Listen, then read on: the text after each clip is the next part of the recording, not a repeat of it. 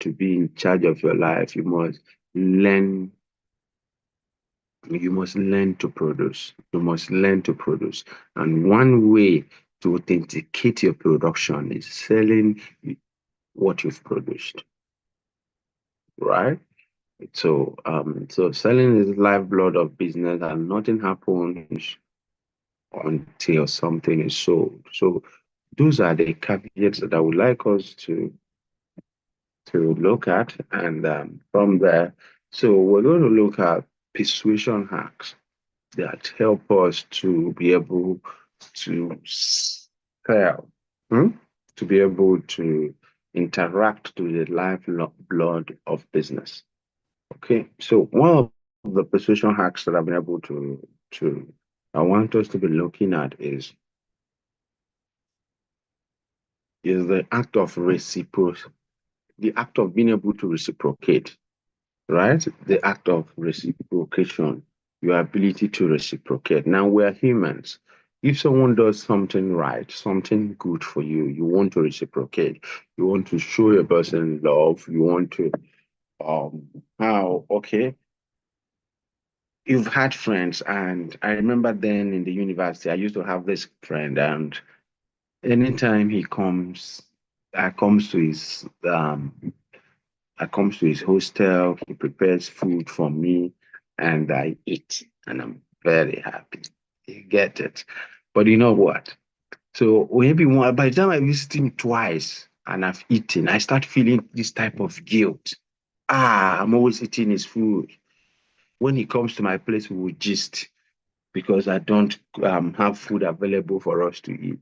So the next time, I'll be looking for opportunity to take him out so that we can eat, and I will pay, right?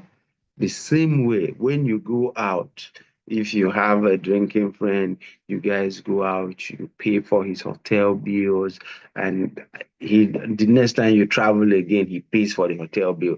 You naturally you will start feeling, oh, I need to reciprocate this favor, right?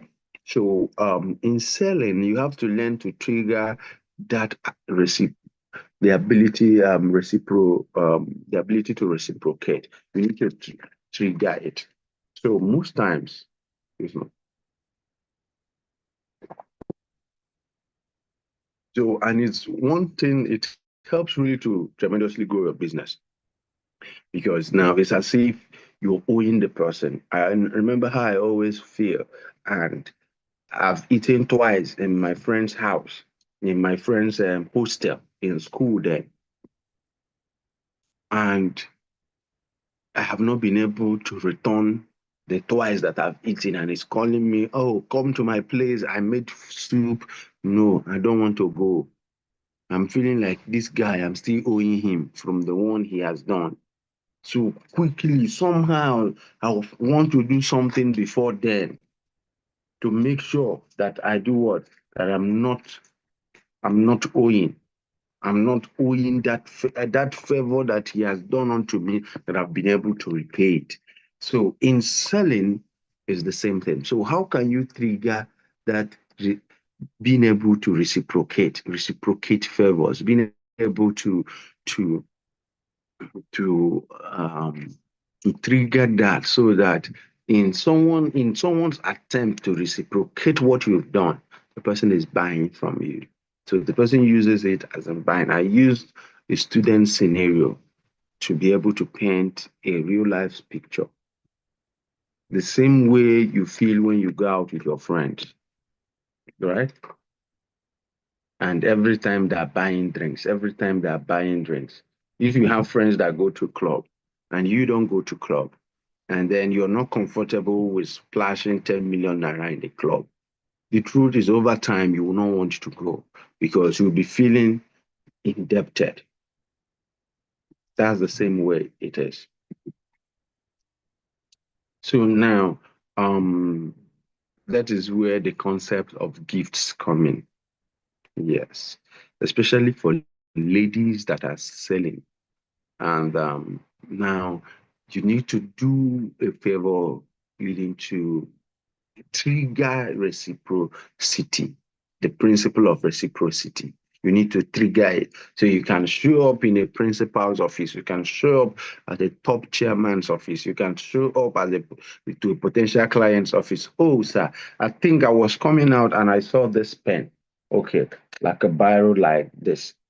And maybe you were able to customize it with his name, not with the name of your own company, but his own personal name. And you give it to him. And you say, oh, we do so and so, we do so and so. He may not even talk about what you do, but he will be interested. Oh, this girl that gave me this, what does she do? He really wants to reciprocate the favor. The it increases your chances of closing that particular sale. People, is this clear? Does this make a little sense, right? So you can customize gifts, you can customize caps to carry their names, you can customize pen, just very little thing depending on who you're giving it to. And the person is thinking, what the person will be thinking of?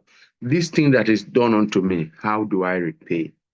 Men don't like to owe favors, right? Men will not like to owe you. Humans are basically good. When you do them good, they will want some way not to be indebted to you. They want to pay back. So they want to find a way to pay you back. So some will find a way, maybe patronize her business. Let me see what she's doing. Let me patronize his business. So it's one way to grow your business. Remember, you are the CEO of your life. So that is one subtle hack that you must learn today. And now remember, the gift of favor that you're giving must be unexpected. When it's expected, it loses its flair. When it's expected, it loses its flair, right? And the gift must be meaningful for the client. In all honesty, you cannot take a pen, customize the person's name, and take it to someone like, let me say, someone that that doesn't even use pen. He doesn't even know how to write his name, so he doesn't write. So the gift is unexpected, correct, but it's not useful. And then, and secondly, it must not be in an attempt to manipulate. Now, this act of reciprocity comes with one of my friends would say it is being CD, that's being able to sew, being able to do things even to other persons that cannot pay as at the time, right? Because you are genuinely, there's something we say, you're genuinely, I always tell myself that I am genuinely obligated to return a genuine favor from another person. But the truth is, I'm not obligated to return a favor with a trick. I'm not obligated to return a trick rather with a favor. So you want to trick me, you set out not because you really want to. Will you be comfortable? This man you're giving this gift ends up not buying. Will you be comfortable? That is how to ask yourself that question. Or will you give this send this gift and the prospect ends up not buying and you are not comfortable? Would you be comfortable? So if you won't be comfortable, that means it's 100% a trick. And remember, no human sanely. When you trick people, they resent you. So instead of the principle of reciprocity to work in your favor, it works against you. It just works against you. So always remember that, okay? You are socially obligated to return a genuine favor with another favor, but you are not obligated to return a trick with a favor. So know that, and also know that the same way when you receive a comment that doesn't pass the mark, You just know that, oh, this my hairstyle is not extremely spectacular, but why is it commending it? So he's just trying to um make me happy. But this works most of the time. I met a young sales girl early in her career, so I knew she was going to do well. The first time she met me, she came with mugs and I was like, wow. I was always thinking, what am I going to do for this young girl? What am I going to do for this young woman? How am I going to support her business? And that is the same for you, is the same. If you're always traveling with your friends, are taking care of your bills, you feel comfortable because one day your goal is to take care of theirs. And most times they will be doing it with the sincerity of their heart. And that is when the principle of reciprocity kicks in. And that is how you should build your business. It's one way to build your business. Share favor, spread it around, cast it as bread on many waters. And after many years, it shall return back unto you. And then, secondly, one thing you should not do is cast away your seed or minimize your seed. Now, there are times where you're able to show favor, you're able to shower gifts, you're able to go out of your way to help someone while you're triggering reciprocity, and the person says something like, "Oh, thank you, sir, you've done so well. I really appreciate what you've been able to help me do." Don't go and tell the person, "Oh, it's nothing." No, don't say that. Why? You're playing down on the part you've played. You're playing down on your time and your effort because we like to be very humble, right? So when someone has stood out his time to help, you have taken your time to do a lot of things and get the job done without pay or without anything, in just in terms of being seed, in terms of triggering the act of casting your bread on many waters. We don't play that down by saying it's nothing, right? So that you don't downplay it. Rather, you can choose to pivot your words. Oh, I know if you can say things like, I know if it's turned upside down, if the situation is reversed, yes, if the situation is reversed, you will do for me as I have done. Because remember, we are humans and we live in the world of men. So tomorrow he remembers that tomorrow, when it's his turn to help, let him be able to extend a hand of service. If the roles were reversed, I'm sure you will do the same for me. And this is you, or you can say this is what friends do for friends. So you're doing it not just because you felt it's small, but you don't downplay what you've done so that tomorrow you can get it. Tomorrow there can be a there can be the law of reciprocity. Okay.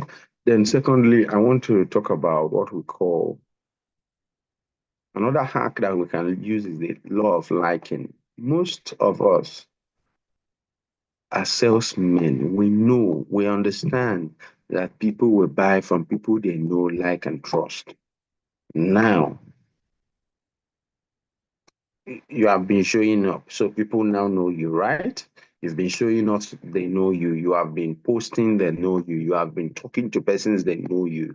You have family, you have friends, you have colleagues, you have acquaintance. You've been doing your Facebook Live, you've been showing up, you have been steezing everywhere. Good, I know you. Then the second one is liking. So how do people like you? Because liking you is your making. Yes, yes, yes, yes, yes. Remember, the when Hitler was alive, there were people that liked him. If people did not like him, he would not raise a powerful army. Remember, for every president that sits on the throne, people like him. So for you to be able to do a substantial amount of good, or a substantial to will some certain substantial amount of influence. People like it. So look at any company you see. For any company to do a substantial amount of revenue, people are buying. So people know about them. People like their product, and then they're buying. So for you to be able to do a substantial amount of good, people must like you.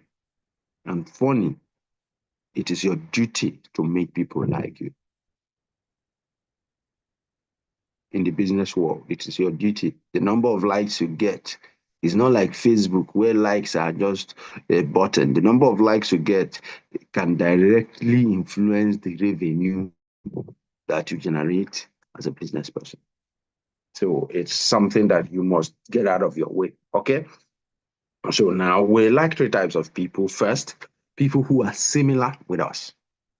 Now, similar in characteristics, similar in tastes, similar in hobbies, right? People that are similar in taste and characteristics. Maybe you play the same music, you the same hobbies or characteristics. So invariably, that is why when you go to where they are watching a football match, right? And it seems like somehow those that are supporting Club A, if you're supporting Chelsea, all of them seems to be vibing. They're friends that time. They forget any other matter. Now, my friend, my friend, my friend, they're vibing for their club. Why the other people that start supporting us at that time, they are a clique of friends, right? There's a common goal. Oh, the band squad. Okay, no, not the band. Okay, let me use a more recent musician. Um, the Davido squad. They tend to like Davido, the same test, music test. Then there's this Whiskey squad. They tend to.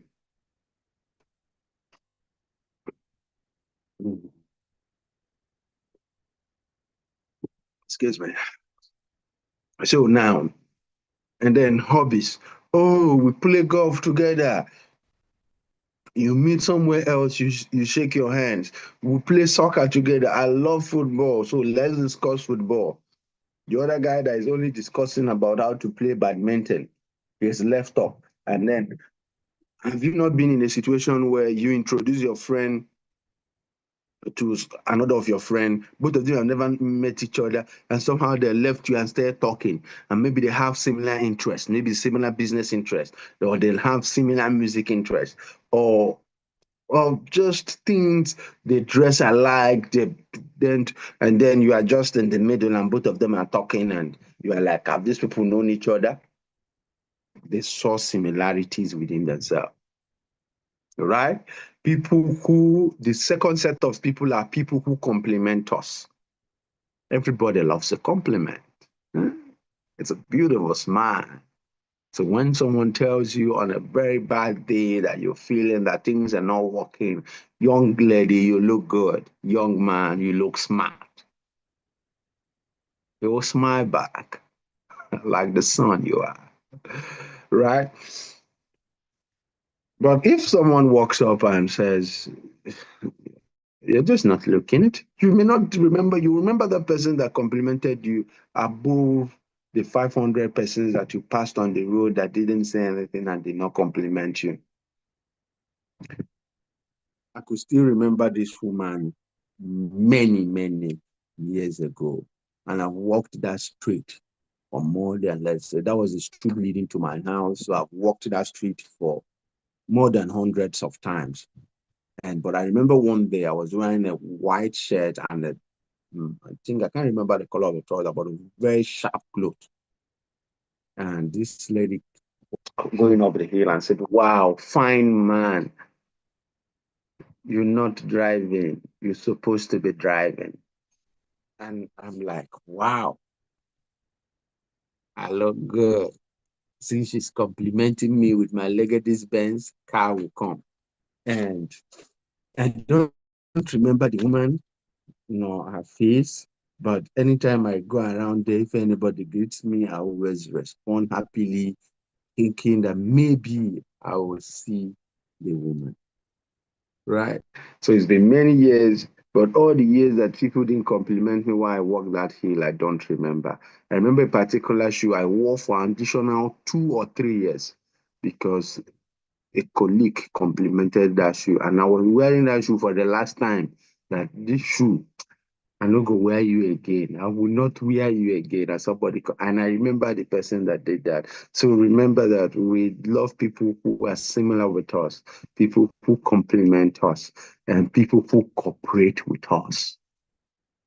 Remember, reciprocity helps people to like you because cooperating is your ability to take one or two compromise, one of your ability to not be stiff neck. Oh, can we do it like this? Can we do it like this?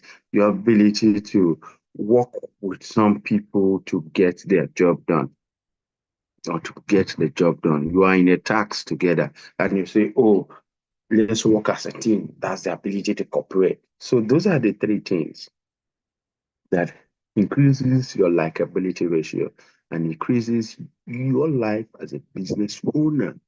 It increases it increases your numbers. It increases your numbers. No doubt about that. It increases your number. So how do you use it? Let me tell us. Practically, you're going for a negotiation. You're going to meet a client. You're going to talk to someone. Find out who they are. Find out your similarities.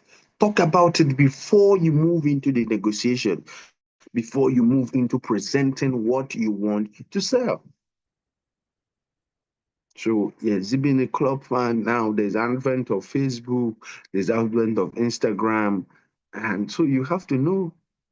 So it's easier by looking through. You can be able to watch maybe a dressing pattern, or you can see the kind of things he talks about, or and then you can be able to find similarities, genuine similarities. So you talk about those things to kickstart the negotiation, and it keeps the stranger that you are will be reduced to a bare minimum because the person has seen you and the person is not liking you. And when you negotiate with the people you like, you know what happens. When you sell to people that like you know what happens. It's like the light bulb. It will turn up, beam, and results will flow like magic.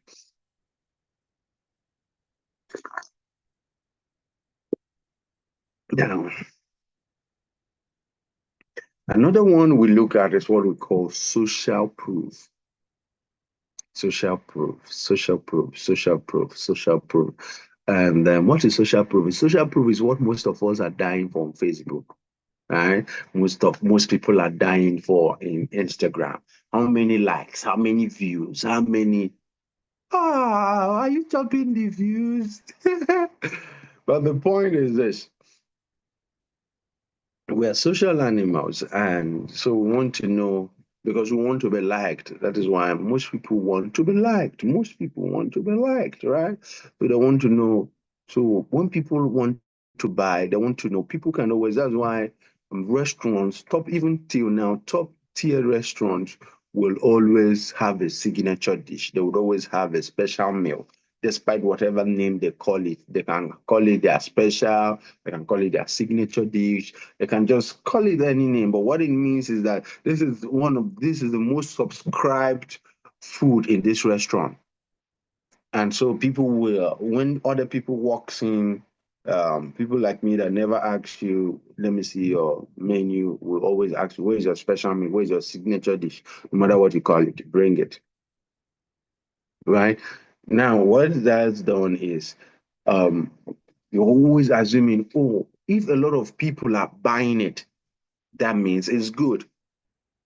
Yeah, you can call it the crowd mentality, you can call it the crowd. So as it works with that, same with you. Most times you have walked into a food store and you look around and you notice that most people are eating a particular food, you tend to order it.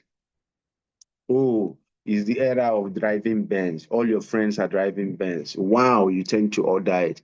Now there's a little disparity um, in the car choice within Nigeria.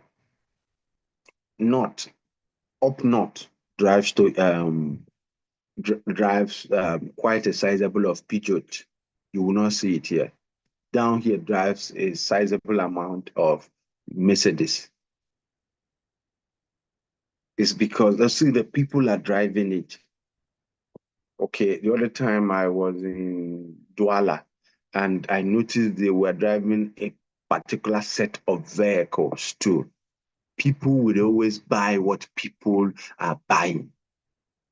People would always buy. So how are you positioning your business? How are you positioning it to have the social proof that a lot of persons are buying it? People don't want to buy what only them will buy. Just the same thing. Remember iPhone, right? Remember the era of flip flop, Samsung flip, and it seems like every successful man wants to use flip. And then secondly, it seems like when the iPhone mania came, oh, everybody wants to buy iPhone.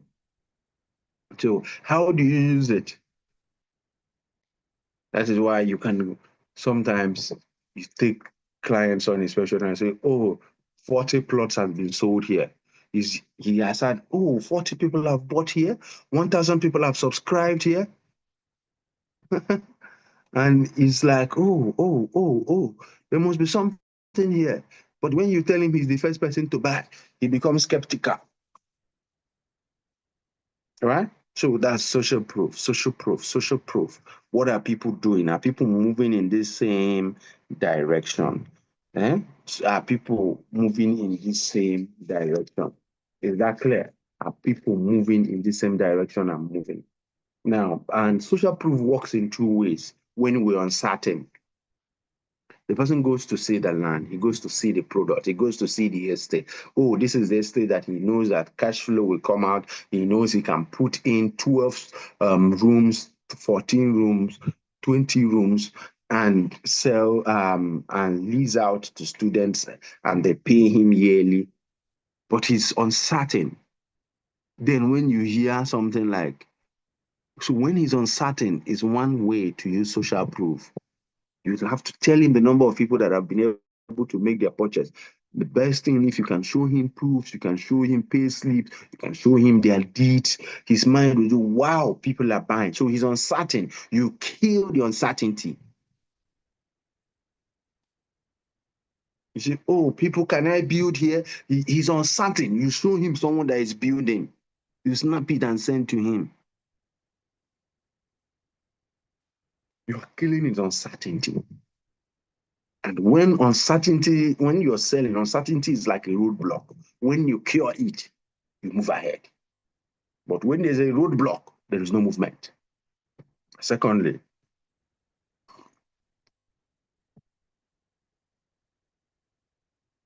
the rest is when you use social proof is when you're copying. Yes, we copy others that are in similar business. So you're uncertain and what someone in your line, oh, this realtor, this is this guy, he's always doing video when he gets to an estate. He's always doing video when he gets to an estate. He's always doing video when he gets to an estate. You say, wow, so you don't know how it works. But you now say, oh, I will do and post. So you are just copying someone that is in the same business but you. You're uncertain whether if it will work, but you copy others in the same business. So that's two ways to go about using social proof.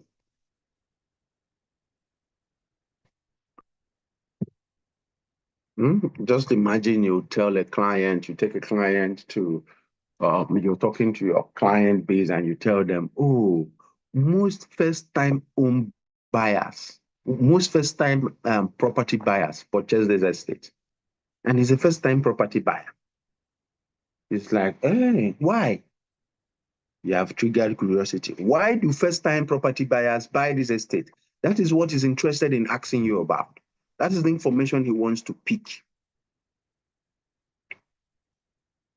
Now, and what have you triggered? You have triggered social proof. First-time property buyers buy here. The aspirant clients love this. All 90% of the aspirant clients who have shown this property has bought it. It's social proof, social proof, social proof.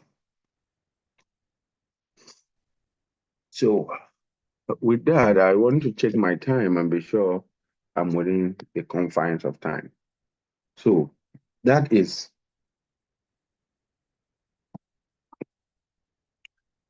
those are I think we've talked about 3 hacks so far on how social proof can help us.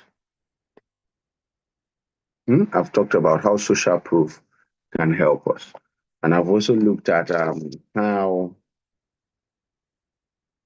the principle of reciprocity. We've looked at how we can integrate and grow our likability ratio in our business, and how social proof can be used and utilized. Then there's something I want to talk about again that has to do with selling hacks. In sales, when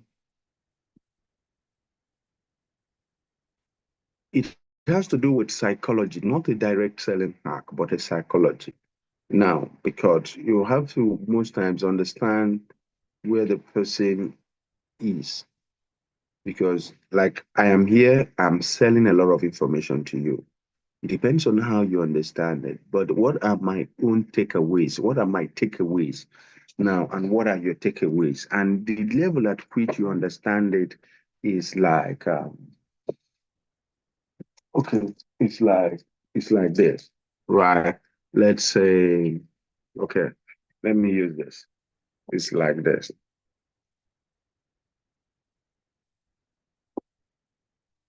So let's say we have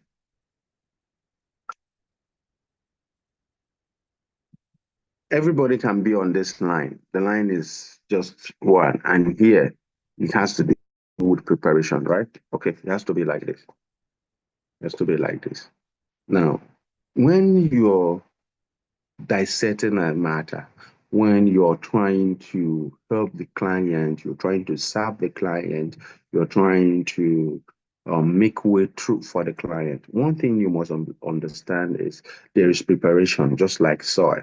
So this is I'm attempting to draw the ground like soil. But what happens? You have to prepare the ground the same way you prepare the seed.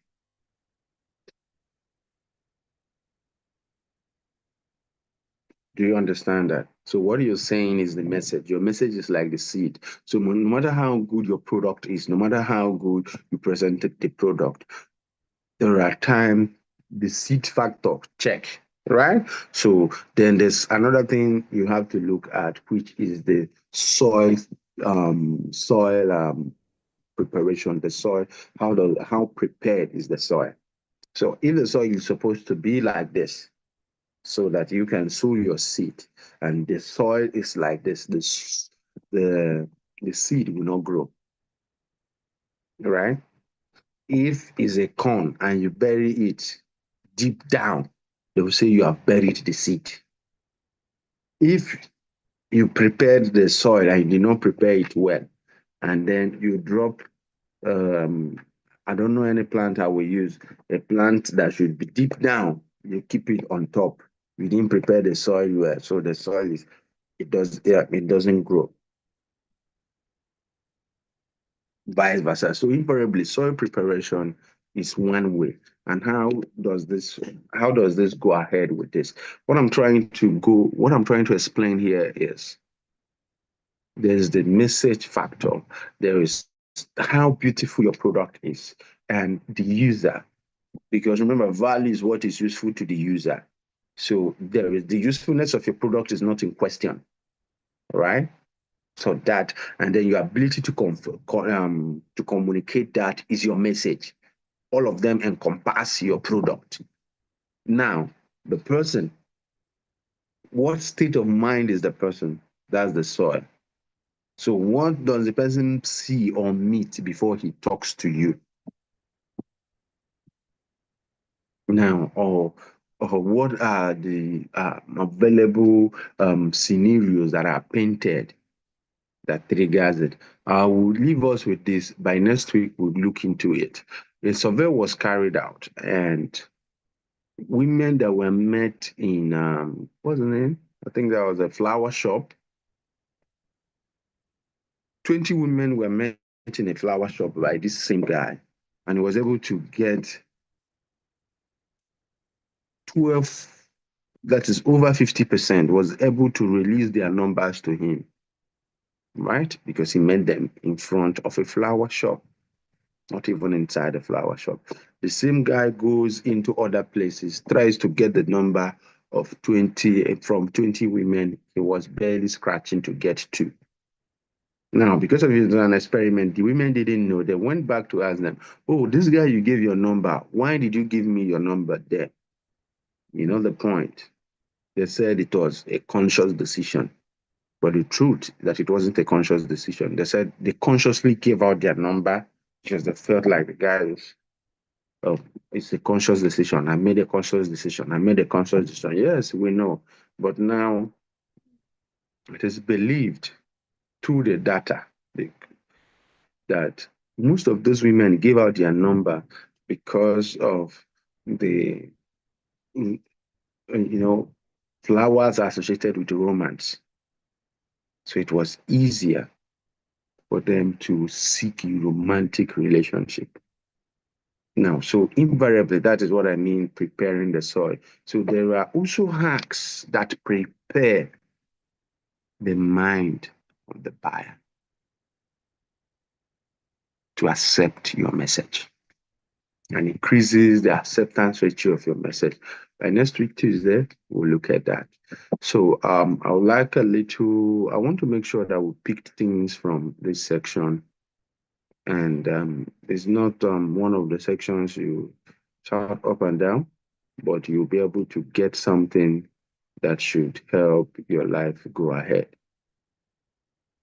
So please, did any one of us pick something? And if you picked something, could you tell us what you picked from the section? Thank you.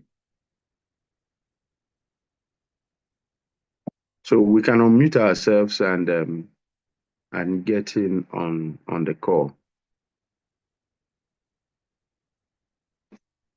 And those of us on YouTube, um, I'm not able to speak with you because maybe by next week I will try to sign in from YouTube because I learned that most of us are always on YouTube.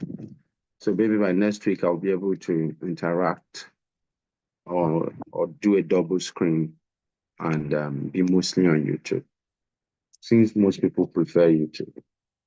So those of us on Zoom, did you pick anything from what we've talked about this evening?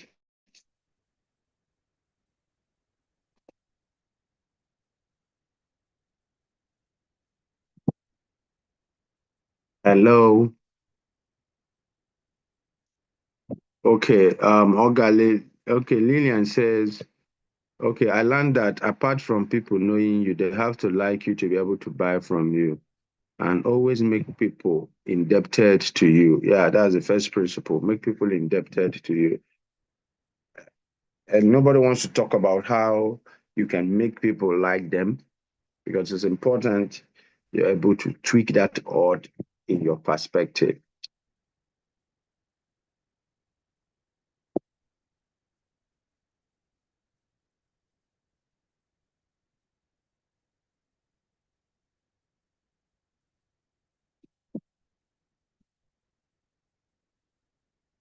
Okay. Wow. What's happening? Seems like We're not picking much from these our sections. Maybe we'll discontinue it because the essence of learning is for us to be able to grow, and we cannot be learning for for a religious activity. More like oh, MD says we should come for training, so let's show up. You can't be learning like that. It doesn't help me. It doesn't help you.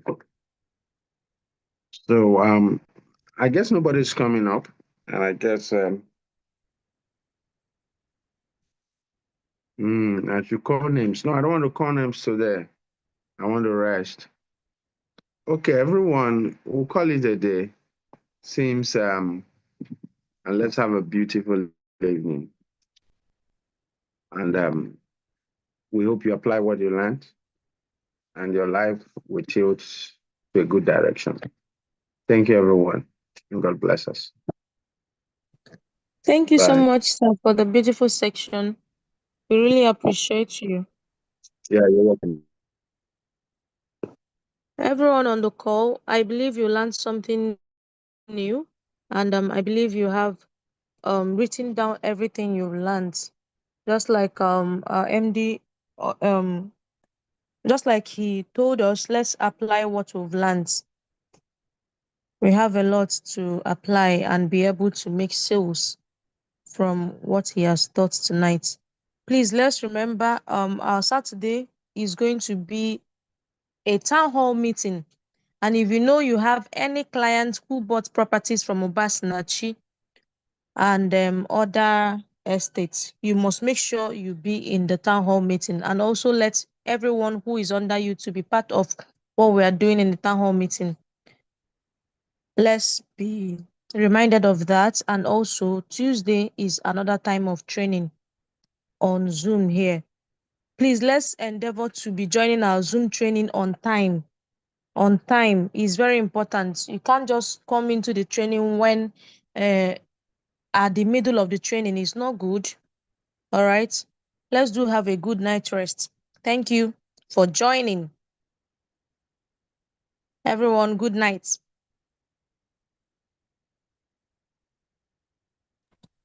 Thank you very much for your time.